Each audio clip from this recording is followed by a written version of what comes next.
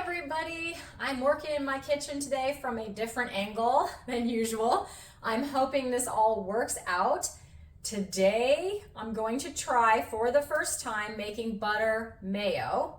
Not only am I going to try making butter mayo, I've never made any kind of mayo in my life, and I'm going to try the Chris Cooking Nashville recipe, which I will link below. This is not my recipe. This is me attempting Chris Cooking Nashville's recipe that allows the butter mayo to stay soft in the fridge as opposed to getting hard in the fridge and being kind of unspreadable.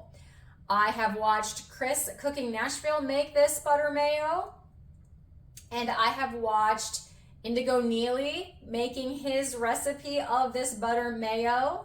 And I'm going to now attempt this myself. I'm going to do what Indigo Neely did, and I'm going to double the recipe because I am not a cook or a chef, as I like to say, and I just want to make it once and have it last, for a week or two. I don't want to have to attempt this again because I feel like maybe I'll have some beginner's luck. Maybe this batch will turn out really good. Now, my purpose for this is I'm hoping that I can sort of give myself an alternative to my lunches, which I've been doing hard-boiled eggs on the days when I am teaching. And I do like hard-boiled eggs, but I don't love hard-boiled eggs, and I literally eat them every day for lunch. So I thought, if I make this butter mayo, I can do a few things. Like I could make egg salad and kind of mush up the egg with the butter mayo to make a more delicious, creamy kind of lunch. But my real reason is to get in some more seafood. I don't really know why I feel like I need to get in seafood other than the healthy omega-3s and things like that, and I'm just not currently eating any seafood. I'm just gonna start with maybe some canned tuna. I don't even have any today, you guys. I definitely don't even have any canned tuna in my house.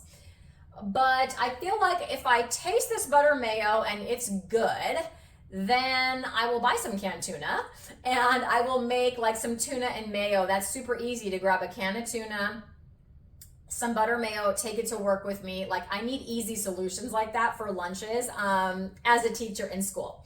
So what I've got here is I've got my stick blender. So I do have this, I will link it below. This is the Cuisine Art. I got this as a gift and this thing is great. So I'll link that below if you wanna try this out.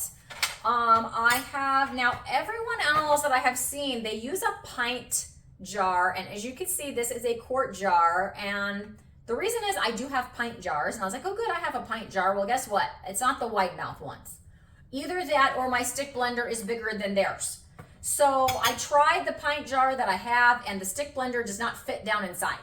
So I did have one quart jar and I'm gonna use this because this is wide enough for my stick blender. As far as ingredients goes, I'm going to use a full stick of, this is the grass-fed butter. It's actually 95% grass-fed, which I find interesting. Like, why? Where's the other 5%? But anyways, this is the Kirkland from Costco. I have not tried this yet.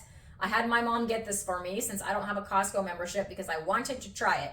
So I've got this. I'm going to put it in here and I'm going to melt it. Now, I do have a thermometer because that butter is supposed to be at a temperature of 140 to 145 degrees. This thermometer is super sketchy, you guys. First of all, it's not digital. It's analog, okay? Serious. I don't know that it works very well. It's really old, but this is what I have. It's the only thermometer I have. So I'm gonna hope that it will read accurately. It does go up to 220 degrees. Therefore, it should be able to tell me when my butter is about 140 degrees. I do have the Dijon mustard. I'm excited for this because this is another use for my apple cider vinegar with the mother. This is the Bragg apple cider vinegar with the mother. I use this in my bone broth as well, but this recipe does call for some of that.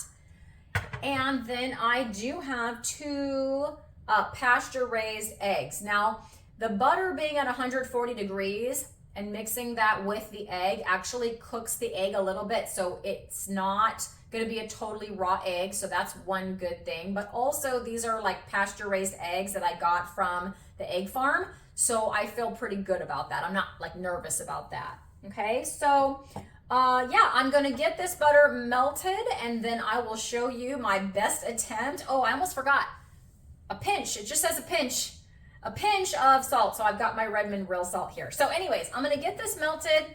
I'm gonna give this a try, you guys. If I can do it, anyone can do it. So let's see if a naughty cook or a chef can make Chris Cookin' Nashville's butter mayo recipe.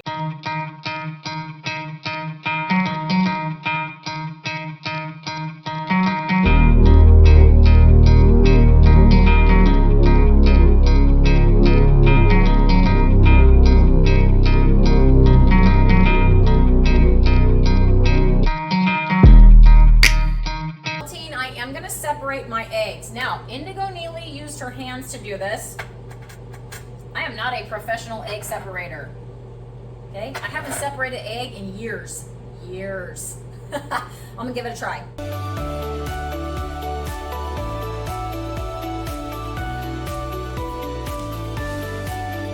She just used her hands for this, and I'm gonna do the same.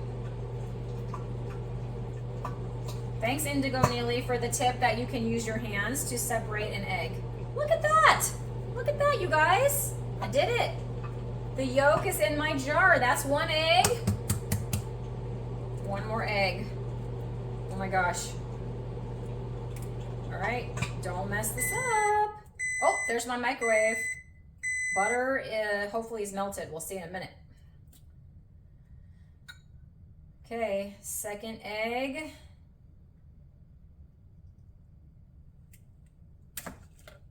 Separation. Oh, you guys, did it break? It didn't break. It didn't break. It didn't break. The yolk didn't break. Okay, get off of there. There we go. There we go. And you guys, that yolk, it didn't break. Okay. All right, I'm gonna wash my hands, and then I am going to take the butter out of the microwave and see if it's melted and what temperature it is. Okay, you guys, butter is definitely melted. It's even, like, I'm not sure if it's supposed to do this or not, but it's separated into layers. I hope I didn't do something wrong there.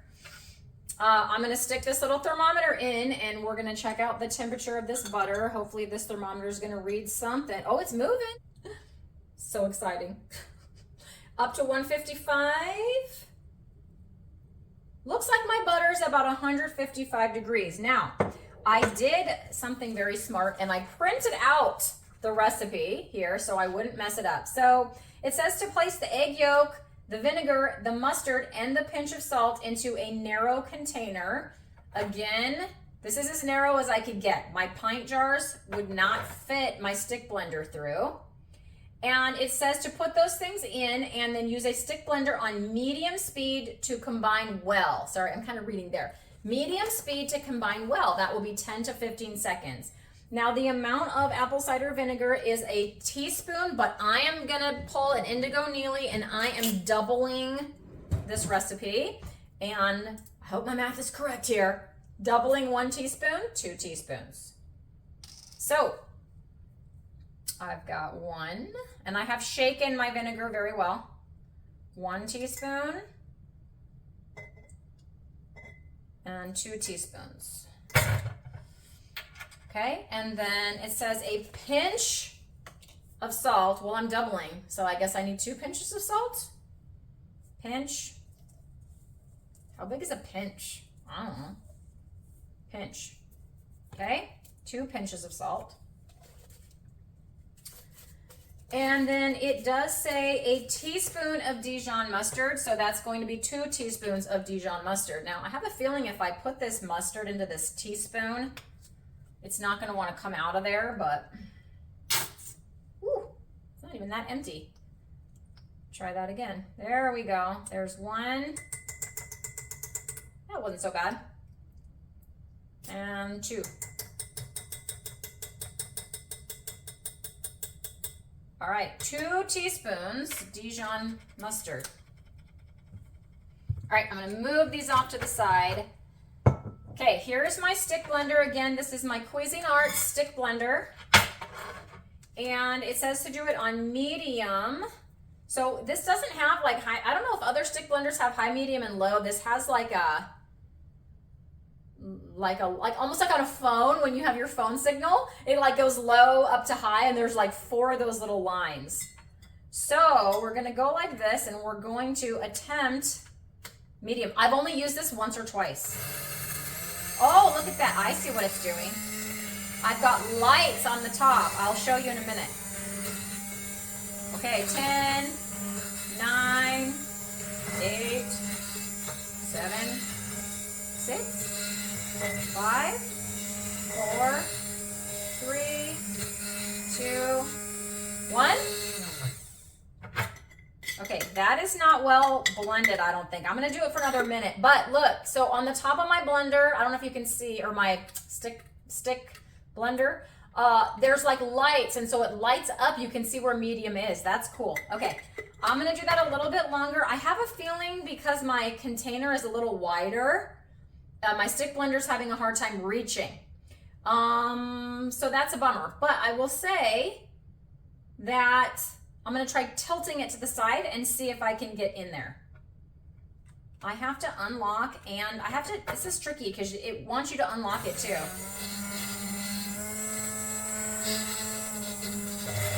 See if I can do this. Ah, there we go. That worked.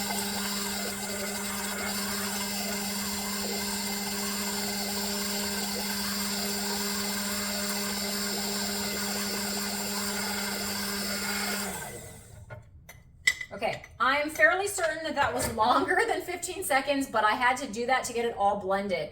Once I start adding the butter here, I know that the level is gonna come up and it should be, I think, good. But everything is now well incorporated in here. And my butter is now 150 degrees. It says it needs to be 140 to 145 degrees. So I am going to wait. I'm going to patiently wait for my thermometer to come down to 145 degrees. So I will be back when that happens. That happened quicker than I thought it would. It was like less than 5 minutes. So my thermometer is currently reading 145 degrees and it's on its way down. So the next step is to pour in. You want to do a little at a time, like a tablespoon or two at a time. And each time you do that, you need to blend it well. So like 10 or 15 seconds per time that you're adding in that tablespoon to 2 tablespoons of butter. Go ahead and add a little bit. And every time I do that, 10 or 15 seconds. It is thickening up, you guys. That's really cool. I'm gonna keep on going.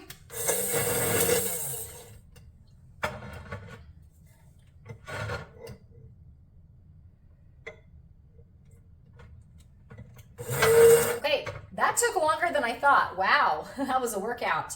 I've got all the butter incorporated, blending 10 to 15 seconds in between each addition. Now this is supposedly the magical step. So right now it is mayonnaise consistency. But supposedly if you add all that egg in at once instead of just the yolks, once you refrigerate this stuff and it cools down, it just kind of stays hard as a rock in the fridge. And for mayo, that's not really what you want. So supposedly it's the separating of the egg. So I've still got my egg whites over here. It's the separating of the egg and adding in that egg white at the end that makes it the correct consistency when it is refrigerated. What has happened when I've watched the other people, the experts, Chris Cooking Nashville and Indigo Neely do this, is adding this egg makes it frothy and very thin until you refrigerate it. So I'm gonna add this now. I will try to show you the consistency of that and then I'll stick it in my refrigerator, give it a few hours, and we will see.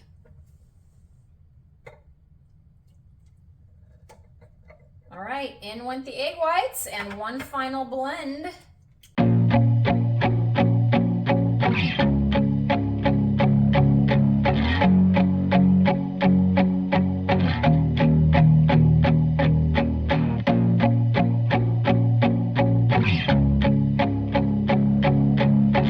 A little spatula, kind of get all the goodness off of this stick blender, or as much as I can. Ooh, that thing warmed up, you guys. I gave it a good workout. All right.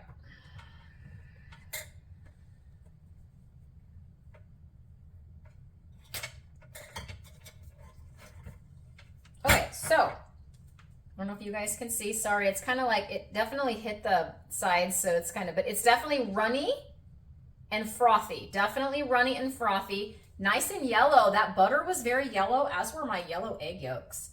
All right, now here, this reminds me of when I was a kid, licking the spatula when my mom would make something yummy, but I'm gonna give this a taste.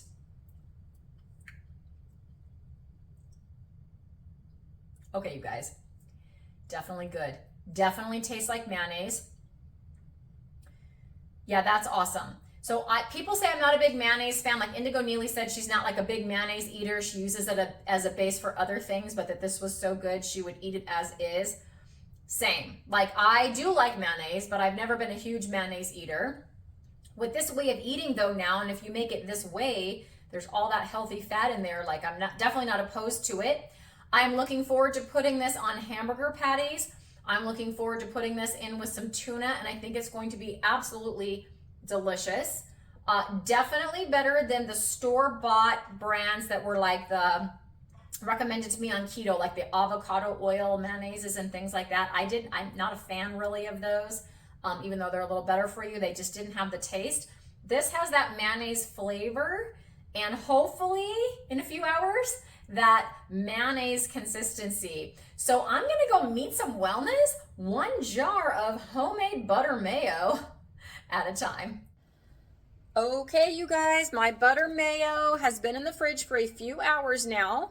So I took it out so I could show you guys the consistency. I don't have anything to eat it on. I've already pretty much eaten for the day. I wasn't making hamburger patties today. I made my picanha. You know how I love my picanha. And since I had today off work, I went ahead and made that. But I'm going to turn my camera around now and attempt to hold it with one hand while I show you the consistency of this butter mayo. So here we go. All right, so here's my jar. I got a couple things out. I got a knife.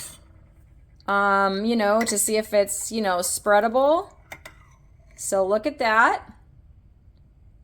I mean, like, it looks like mayo to me. It looks spreadable to me, right? Like, look at that.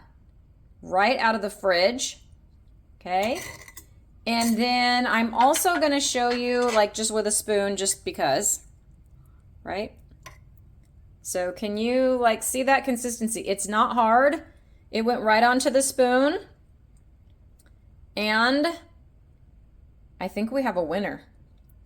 Pixel wants to know if we have a winner. Get away from my mayonnaise, kitty. All right, you guys, I hope you enjoyed me doing this attempt at butter mayo. And hey, like I said, I think I succeeded. So amazing. Have a great day.